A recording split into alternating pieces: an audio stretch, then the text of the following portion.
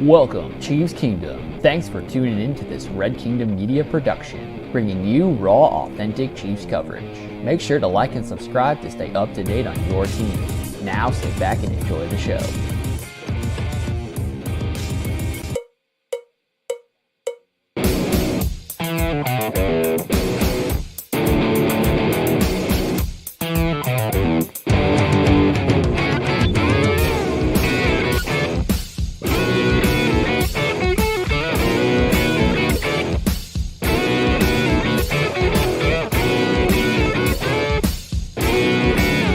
This is the Red Kingdom Media Live POSTGAME Show. It is a week 15 edition of the Red Kingdom Media Live post-game show. We are your hosts for today's talk, Clinton, Dale, and Lonnie in that order, where your Kansas City Chiefs have defeated the Cleveland Browns with a final score of 21-7. And this was arguably the best score differential game the Chiefs have had in quite a long time.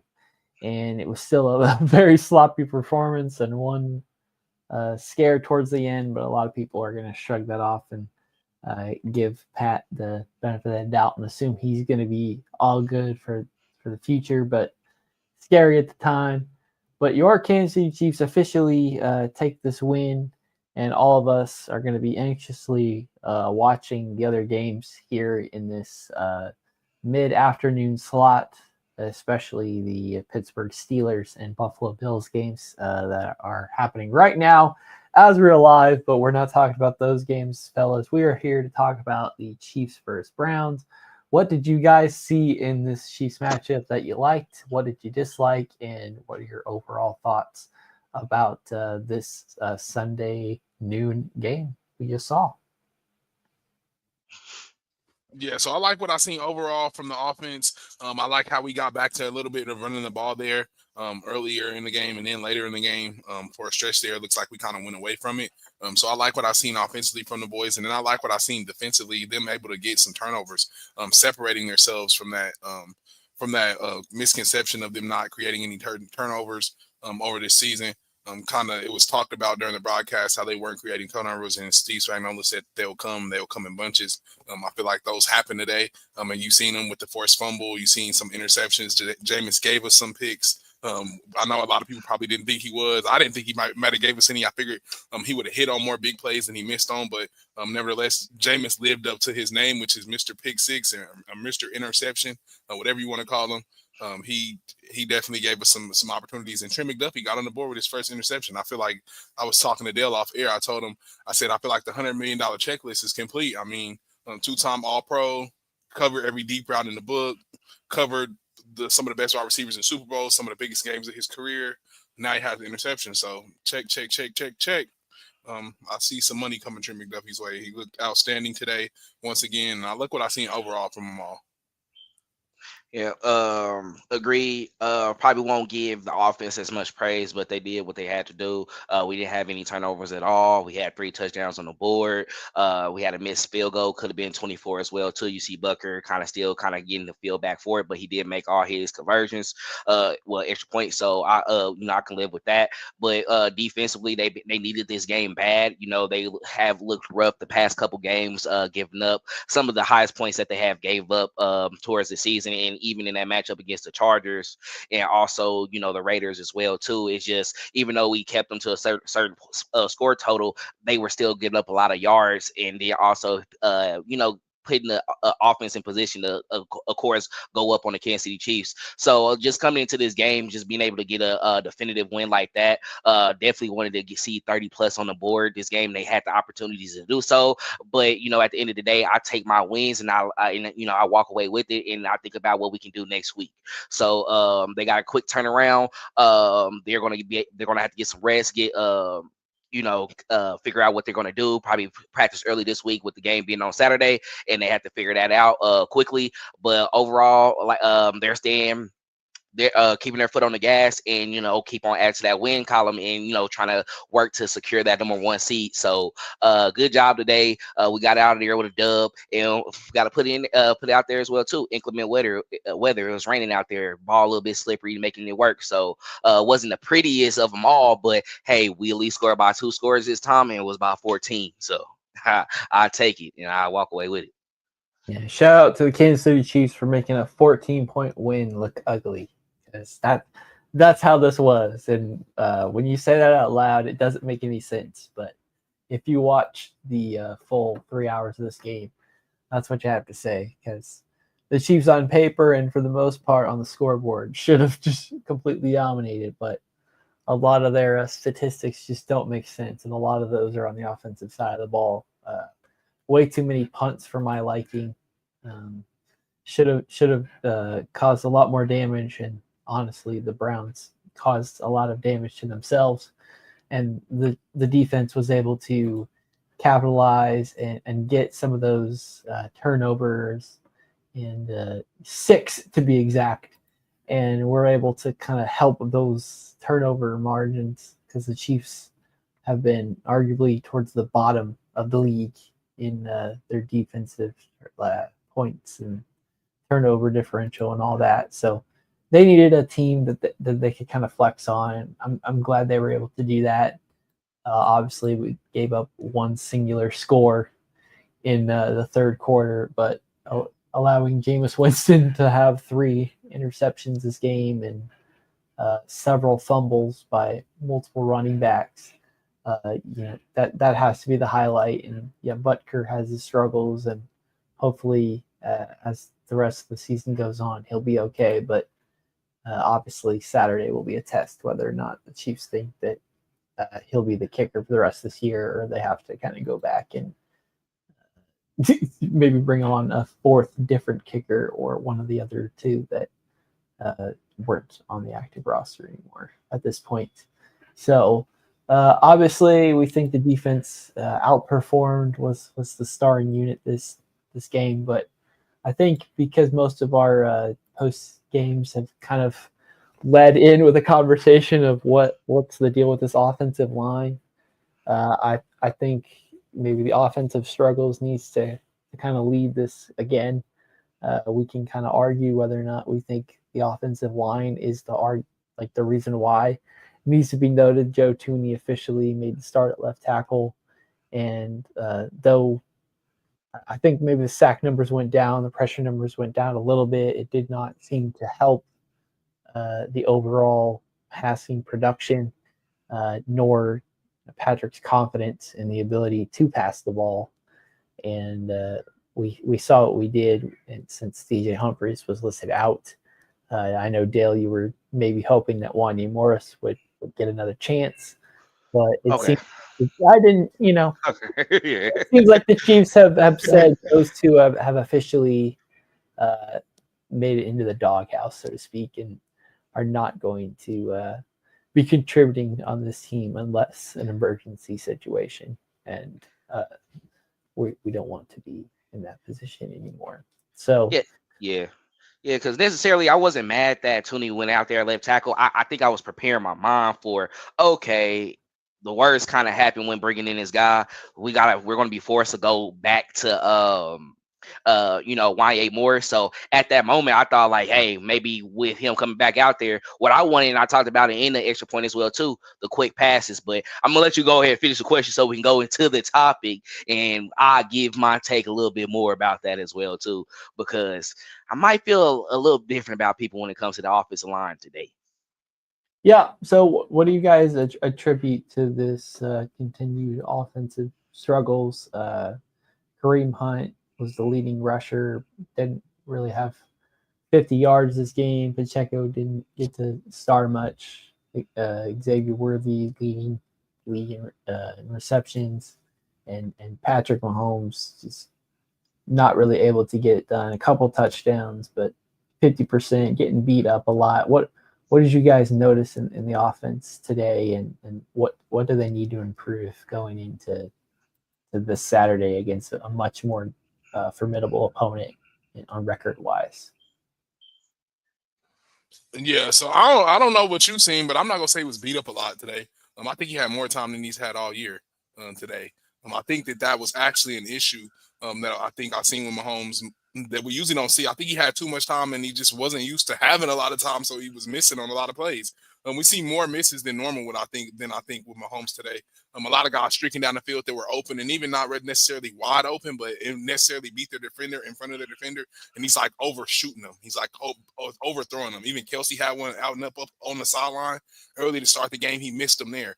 So Mahomes, I think, is just missing throws. Now, is it a matter of him seeing ghosts? I think it may be a matter of him seeing ghosts and him having people in his lap constantly all the time. However, Joe Tooney is not a starting left tackle, but you couldn't tell that today. 3 pressures on Myles Garrett's is like, that's amazing for a guard to slide out there and do that and have that ability to play left tackle and it not to show any type of way, shape, or form. So I think he was good. I think the line was good enough today. I won't say the offensive woes came from that. I just think the quarterback was missing a lot. And it's okay to say when Mahomes doesn't play well, and I just think he didn't play well down the stretch, especially when it came to throwing the ball. It was times where I seen Xavier Worthy on the drag underneath wide open, and Mahomes is trying to chuck the ball deep. I mean, he just likes taking a deep shot, and they were even talking about it on the broadcast. He says he wants to hit that shot, so he has it later in the postseason. But I think a lot of things that get away from him is like the underneath game. He can get easy first downs, easy keep the drive alive. It makes it look way more efficient and sexy to where you don't think that the offense is like having woes, because I wouldn't say that we're having woes today. I think the offensive line has looked as good as it's ever looked all year. And Mahomes just missed a lot of guys today. Yeah. Yeah. Go ahead. No, you good. No, I'm going to transition. Go ahead. No, so going into that, like, I'm with Lonnie on that. I have to completely, because when I saw the beginning of the game and I saw Joe Tooney, really matching up with Myles Garrett, a lot of times he was making sure that he wasn't getting back there. And then you saw the chips coming in from the running back as well too, and they were doing their job in containment. The problem is, and I think we have to acknowledge it, and this is why Mahomes got hurt at the end of the game as well too, he runs into a lot of this pressure. And sometimes you put yourself in these moments, and I think it's a win-lose-win situation when it comes with that, because I feel like when he goes into those moments, he feel like he's better off making a play if he can step up in the pocket and at least put himself in position where he's not running backwards and trying to throw and then going forward and throwing it, because at least I can get it to my target and they can make something happen with that. So I can give him a pass. But at the same time, when you have those opportunities as well too, and you are getting the time, typically what we seen when they were doing well and they look good, you go back to the years in 2022, you go back to 2019, 2020, typically he's able to get it to the outside, look up the field, find guys coming across the middle, and then go ahead and hit them from there. Defenses are not allowing that.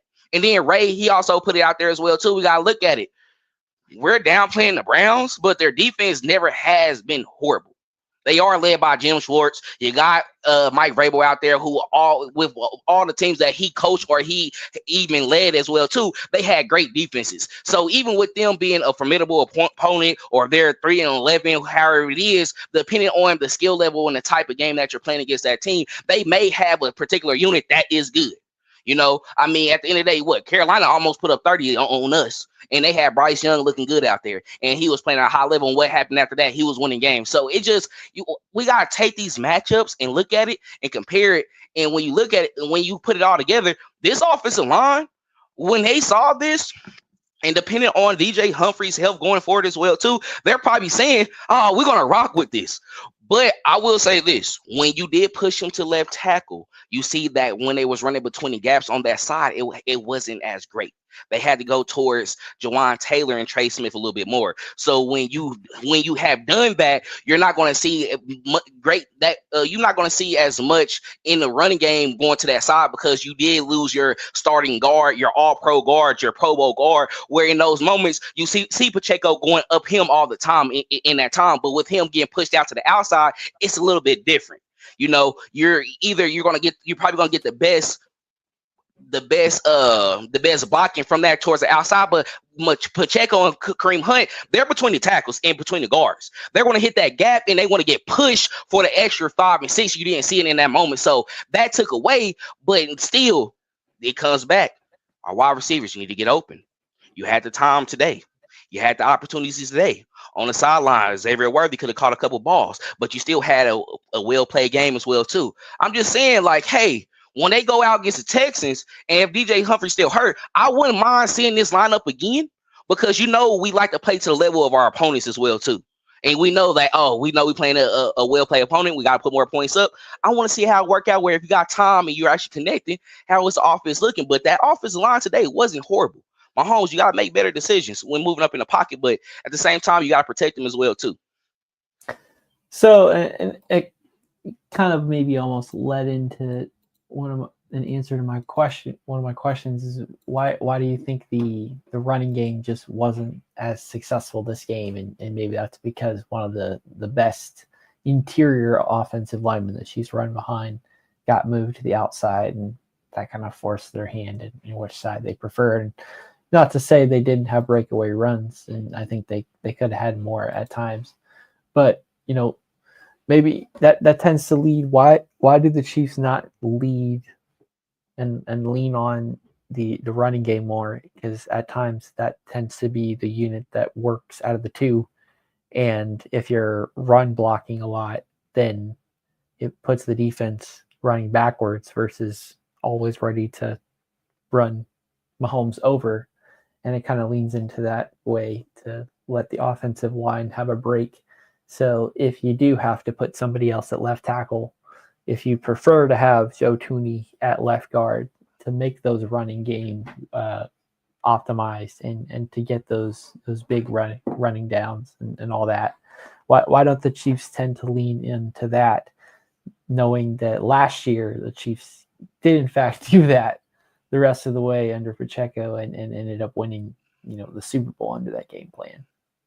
It been situational for the Chiefs, if you be honest. A lot of times, like when they chose to run the ball, it was questionable. Now, I will say when it comes into this, and I looked at the game today, and I think that's where the weather could have been in those conditions. We usually do those weird running back formations in the backfield where you got those three guys out there. You got Carson Steele, you got Piron, and then you got Kareem Hunt and Pacheco as well too. All of those guys out there. We didn't see that today, and I think maybe in those moments today with the weather and how it was raining and stuff like that, it was like, what, we're just going to do straight up punch you in your mouth football. We just hand it off regularly, and hopefully with the skill and the players that we have, they can just be able to push through and get those yardage. That sometimes I think they had to kind of play it back a little bit, like bring it back some, and like, okay, and realize, okay, today, and they said it, Carson Steele jersey was clean for the entirety of the game. We didn't see him at all.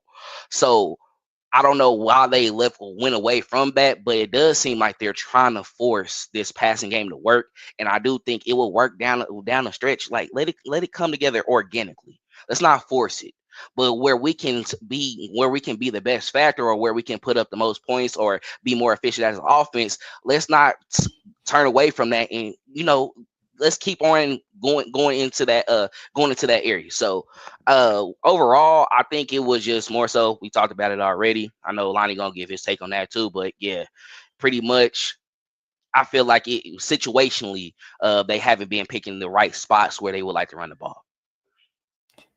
Yeah, understandable. And I feel like the Chiefs need to lean more into that. I think it's that's pretty self-explanatory. That's been the standout part of their offense all season. But we know that people also want to see the Chiefs score 50 points. We got to talk about that part. People want to see the Chiefs air it out. Y'all want to see Xavier Worthy get used. If Xavier Worthy wasn't being used and Travis wasn't touching the ball, it would be a problem. So, it's no win here. I think either way. So they come in and run the ball, hand it off, split carries today. It's 13 carries apiece, so 26 times. So and we say, oh, the offense doesn't look as good as what we wanted to. So like I don't know. It's hard to win here in Kansas City. How the Chiefs fans want you to win, because we don't have a one-play touchdown anymore, walking one-play touchdown. We haven't had one for years. So we're not going to score 50 anymore. These games are going to be close. So, and I think that's just what we've seen today. And like Dale said, it's situational. It has to be situational when you're dealing with offensive line problems like they're dealing with too. So all that being said, before we jump over to the side of the ball that gets the flowers this game, pick a bright spot on the offense. Who stood out to you, and who do you want to see more of? You go Lonnie on that one. I mean, my standout is Xavier Worthy. Xavier Worthy took off. I mean, I think he took another step today in offense. I think he's actually coming to his own, just like Rashee Rice came into his own coming down the stretch. I don't know what type of program that Matt Nagy and Andy Reid have these rookies on and come in and get ingratiated into the offense, but it's kind of like where they take a step each game. In each game, each time the game gets bigger, they kind of prepare themselves and they step up to the magnitude of the game. And I think Xavier Worthy did that today. He had some struggles early on in the season with his feet and his footwork. You didn't see that too much on today. He did have some drops coming down the stretch, but I love what I've seen from Xavier Worthy just as far as keeping his feet in, making some catches, and being there from Mahomes on third down. I think the big step Xavier Worthy took was in the Chargers game on third down, getting that big key third down reception. I think that really helped him take off and kind of find his way in the offense, see where he fits, and get on the same page as Pat, finding out what Pat likes to do. So I love what I've seen from Xavier Worthy today. I think he took a huge step just as far as his underneath game. And I can't wait to see what he does coming down the stretch if you give him some rest and him some Mahomes some looks coming up into the postseason and give him a bye. So hat off to Xavier Worthy. I know we give the rookie a hard time, but he did good today. I think I'm gonna keep it right there as well too. Really wasn't much that you can give someone else. I mean, shout out to Tony for stepping up, playing that left tackle today. But yeah, overall, when you look at Xavier Worthy, total yardage he had today was 86 yards. So I mean, he put in the work. 76 yards total. He had three carries for 30 yards, and then also 6 catches for 46. So he was in the offense early on today, and I think he did his part as well. And I think he produced to a point as well. But when it comes to the run game, I don't think I answer that to what we saw in the chat as well too. Like, I don't think we're overreacting, because I was going to mention, like, total yards today we did get 132, but they spread it out well. It was a great balance. You had 40 passing attempts and then 35. It's just one single person didn't step up today, but you can tell that the Browns in some capacity, they were not letting as much go on the ground, but it wasn't something that I was really tripping on at most. I'm just glad we didn't turn over the ball. But Xavier Worthy, he was a step up. He was the standout today offensively to me, and I think it's going to build a lot of confidence going forward as we get towards the end of the season, going into the postseason. I really like what I saw at D-Hop again. He's not getting the flashy plays in a couple times. He should have got those catches down in the red zone, and I think those connections will start to straighten out once we hit January. But I really like those couple yards used in the intermediate zones. Just move the chains a little bit, keep the clock moving type plays. And it really looks like he's becoming, like, arguably the second target on a lot of plays, and somebody that's very reliable to Patrick at times. And if he feels like he's rushed in the pocket and needs to get the ball out, I think if D-Hop is one of those options in the progression, I think we can keep the chains moving, clock moving, and start keep winning these close games the Chiefs like to play. And like I said, 14 points doesn't seem like a close game, but at times the Chiefs were relying on their defense and special teams to get the job done. But their offense, when put in the right situations, were able to put the necessary points on the board to defeat the Browns. A team who a couple weeks in a row had been scoring up into the 20s and 30s. And a game where their turnovers came to bite them, and they had all the turnovers, and the Chiefs had no turnovers over their own. If anything, the Chiefs should be praised in that regard, because the Chiefs have been getting bit by the turnover bug a lot, and to have a game where the other team was just absolutely smitten by it, and fortunately you were able to avoid it. Let's hope that continues, and Mahomes has that mentality of just don't turn the ball over. Our defense is good enough, and whichever scheme we need to run in this particular game, whether it be passing or rushing, that's what we'll do to get the job done, and hopefully within the final minutes.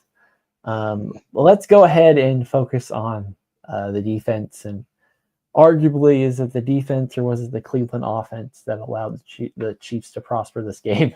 What did you guys see from this defensive performance, and are honestly who was the standout for you in your mind? Yeah, so who I like, what I love seeing from the defense, we've talked about it ever since they kind of cooled off, is the pressure. We got a lot of pressure today. Treshaun Wharton got a sack. George Karlaftis got 2 sacks. Charles Omenihu came through and got a strip sack. The pressure was magnificent today from the Chiefs. What you've seen as far as getting home from that front, you love seeing it. We're going to need a lot of that coming down the stretch. I feel like, especially with missing pieces in the secondary, the one thing that's going to help us is pressure. You've seen a lot of times the first play was covered. James Winston got to scrambling, and the motor of George Karlaftis got him from the back a couple times. So I love what I've seen from the defensive line, the entire defensive line room, but specifically George Karlaftis and Charles Omenihu. I was telling Dale about that chop from Charles Omenihu is starting to become legendary and iconic. The same one that he had on Lamar Jackson in the AFC Championship last year. He gets it today against Jameis Winston. So I'm really starting to look forward to 90 coming off the edge. And him really pinning his ears back, and I just cannot wait to see him get more snaps and see what he does here coming down the stretch. Because Joshua Uche, we went and got him from the Patriots. You would think that they would be using him, but he, like they said, he's been a healthy scratch. He's been inactive, and I think we see why. 90 has come back to play fully healthy from that Achilles tear, and he looks magnificent. I tell you, magnificent. I tell you, so I love what I've seen from the defensive line today. Yep. Oh, yeah. You can. It's no complaints from the defense for me. They did what they had to do. They only gave up 1 touchdown in a situation to where they was really kind of playing in a prevent defense, and that running back was able to get out to the edge and then bust out for 7. But other than that, they did their part. Takeaways came in bunches today. It was like wonderful to see. We saw our guy get his first interception of his career as well too, and it's like it's been deserving. And like you said, Lonnie, that's like another check mark that you can knock off of that box. Where it's like now he got everything to where when it comes to that time contract year, yeah, you're gonna have to be talking good business with him and his agent. I think it's gonna be deserving as well. But the pressure was there. It was plentiful today. Nick Bolton and also Drew Tranquil had a great game when providing those blitzes as well too. And getting back there, they actually connected with one as well, and they timed it perfectly. It was like it was just a masteration of seeing like, wow, okay, this is the defense that we've been waiting to come back, and hopefully it can carry over to these next games that we have and going to the postseason as well too. But just wonderful performance. I know a lot of people are gonna, probably call it out. Joshua Williams had a couple penalties in this game today, but at the end of the day, it's not as bad as what we saw with Najee Johnson when he was a starter. I take it. Now, we was talking about this earlier as well too, me and Lonnie, and he's gonna have to have that. He's gonna have to have that veteran instinct and have that swagger. Not so much swagger, but have that same mindset that Jerry Sneed out here. You're gonna have to pick your times when you're gonna be aggressive. Now, if you're not giving up big plays downfield, we can work with that. But let's not give up penalties and moments where it's going to give them a second life and be able to push downfield and put them in good field position as well too. But they did their job. They got the pressure. They were getting home today. And hey, nothing to complain about when it comes to that. Just hopefully it carries over next week against a Houston Texans team where they're having troubles on their offensive line as well too. And that's going to be a good game that keeps us in the forefront of securing that number 1 seed.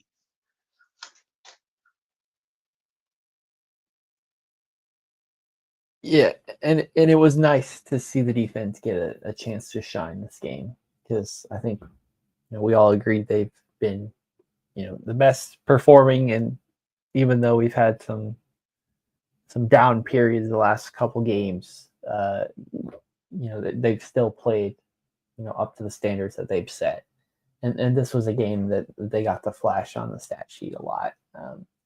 4 interceptions, 2 fumbles for 6 total turnovers in their favor. Just tremendous. Arguably, if you were a defensive back or a linebacker on this Chiefs defense, you got a chance to shine this game. So it's hard deciding who you liked, because every single play you get to have somebody new to root for. But it's got to be Trent McDuffie getting his first official NFL interception this game. Well deserved. Should have happened a long time ago, but it was nice of Jameis to give McDuffie his interception opportunity, and same to Jaden Hicks. Not even Jameis did that one. So the Browns were very turnover happy this game, and the Chiefs defense was more than happy to kind of collect on those, and I think that they were kind of due for that. So, anything else you guys want to talk about on the defensive side of the ball? I think we've kind of talked our way through this game. I don't know how many more scenarios we've got left. I know you guys are looking to get back into watching some Sunday football. So, tell me what's going on in your heads and what you guys are looking out for. I mean, no more. I mean, nothing else on this game really for me. But I just want to say, just as far as overall, the Chiefs took care of business today. Did what they needed to do as far as staying ahead of Buffalo and staying ahead of those teams that they're competing with the number 1 seed with. They're going to have to continue to do that here down the stretch. It's 2 more games that are super duper important. The Chiefs have to find a way to get it done, and I think they find a way, even with a limping Mahomes or whatever. He's sprained his ankle so many times it doesn't hurt anymore. I don't want to hear anything about a sprained ankle. If it's not broken, spat it up, and you'll see him against the Texans. I don't think he's sitting out. So we need it. We're close to having it. If we can get rest coming down the stretch, I think nobody wants to see the Chiefs in the postseason. Yeah, it's nothing much for me to say about this game. They did what they had to do. You scored 3 touchdowns. You got the stops that you needed. Matt Ariza, he had like 9 punts today. That's cool. You need to get it together because you're gonna get your rest when it comes to postseason. But overall, they won. It was a game they was supposed to come in and do what they had to do. So now, truthfully, God dang, Clinton. Because I think I'm just so focused. My mind shifted to this Detroit and Buffalo game. And then on Monday, Monday is going to shift to this Pittsburgh and Eagles game because really I think it comes to those moments now, and I think all Chiefs fans as well too. It's like, y'all lose, we can go out there and get the win next week against the Houston Texans. They have their own problems as well too, and it's not too much for them to worry about because they're going to be able to win their division. With the South, Indianapolis, I don't think they're going to come back into it. They got the win today, so I think they're going to be worried about just trying to do what they can. You always go into every game wanting to win, right? But I think we're going to have more, so we're going to have more to accomplish within that game. Where it's like we win and close it out. We go 14-1. And they lost this week as well too. We got the number 1 seed. We in the driver's seat, and I want to enjoy Christmas this year, y'all. I won't mind losing on Christmas this year, and the starters is not playing. That's cool. And what I saw from Carson Wentz today, he only threw 2 passes for 20 yards. I'm not gonna overhype it, but we're not going to act like he wasn't a former MVP candidate before in Philly, and he wasn't a part of that squad that got him up to 10-0, 11-0, one of those games, right? And then Nick Foles had to take over. So he's better than, your who was our guy we had? Chase Daniels, Matt Henney, Chad Henney, guys like that. It's like he can be able to do it and still get us those wins. So I'm not really too much worried. But we forgetting that Hollywood Brown, he can be back next week.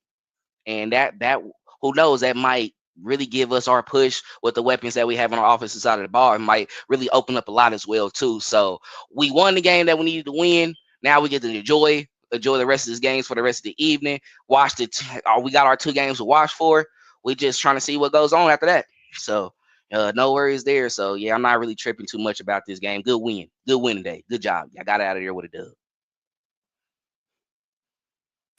Yeah, sorry for anybody who watched this and thinks that we cheated them by not giving you a thorough enough breakdown, because this game was pretty remarkable, or unremarkable to say the least. The Chiefs were supposed to win this game. They did win by double digits. I think they finally beat the spread in the game when they finally were supposed to. And, all of the talks now are about these other games that the Chiefs are not participating in, but are watching closely about. Honestly, we could argue, do we want certain teams to win this weekend to set the Chiefs up in a favor, or do we feel like they need to continue to have this kind of pressure to feel like they can handle it come postseason time? That's something that we can probably talk about in another forum another day, but that's kind of just what goes through my mind right now. Is yes, obviously it'd be great to see some AFC losses, but at what costs? The Chiefs will get a bye week, but how many extra weeks do certain players need of rest versus need all the snaps and experience they can get leading into the postseason? So that's just another way to think about it.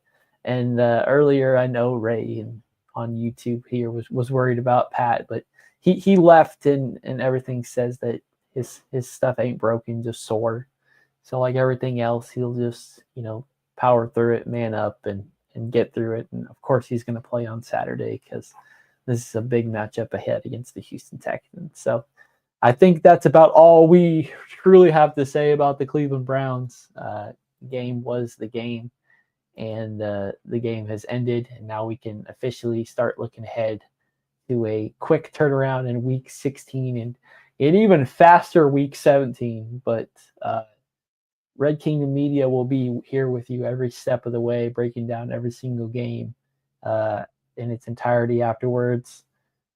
Stay tuned. We got some certain shows and videos coming up this week and next week. Have to stay tuned to see which videos and podcasts it are, because it's going to be a busy week, and so just stay tuned for those type of announcements we got coming up. But guys, I'll open the forum up one more time. Anything else you want to let the people know on this Sunday afternoon before we go into another week preparing against the now Houston Texans?